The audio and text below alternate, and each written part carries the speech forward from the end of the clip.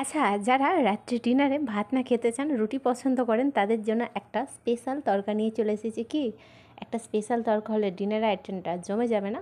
হ্যাঁ বন্ধুরা, আজ আমি নিয়ে চলে এসেছি মুগ ডালের তড়কা, তাও আবার ঝাঁঝি রুটির সাথে আমি আজকে পরিবেশন করব। বাই দ্য ওয়ে, আপনারা দেখছেন ইউনিক কিচেন রেসিপি চ্যানেল।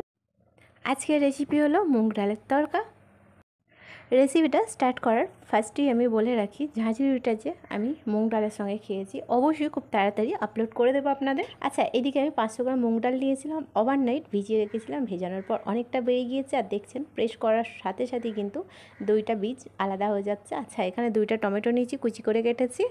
আচ্ছা, এখানে আস্ত মশলা যেটা নিয়েছি, এলাচ, দারচিনি, লবঙ্গ, দুইটা তেজপাতা এবং 1 টিস্পুন অফ আস্ত জিরা।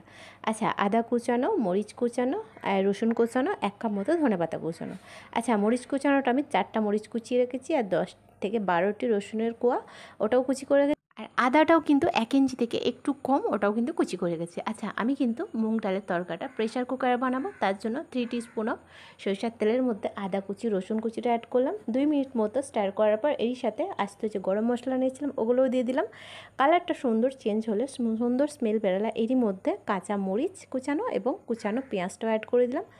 পেঁয়াজটা কিন্তু গোল্ডেন টু ব্রাউন হওয়া অবশ্যই দরকার। আমার কিন্তু কালার চেঞ্জ হয়ে গেছে। এরই সাথে আমি অ্যাড করে দেবো যে কুচানোর টমেটো নিয়েছিলাম সেটাও। আর প্রত্যেকবারের মতো টমেটোর ওপর লবণটা স্কিপ করলে হবে না, যাতে টমেটো খুব তাড়াতাড়ি সফট।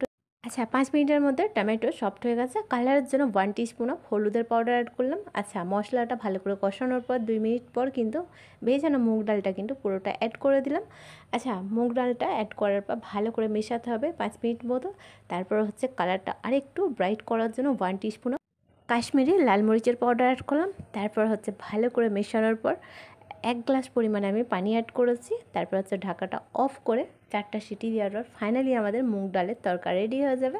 আর তরকাটা ফিনিশ করতে হবে ধনেপাতা কুচির সাথে। আর ফাইনালি 4টা সিটি দিলেই কিন্তু ম্যাক্সিমাম 100% সফট হয়ে যাবে মুগ ডালটা। আর ধনেপাতা কুচিটাও অ্যাড করার পর আমি ভালো করে একবার মিশিয়ে নিচ্ছি।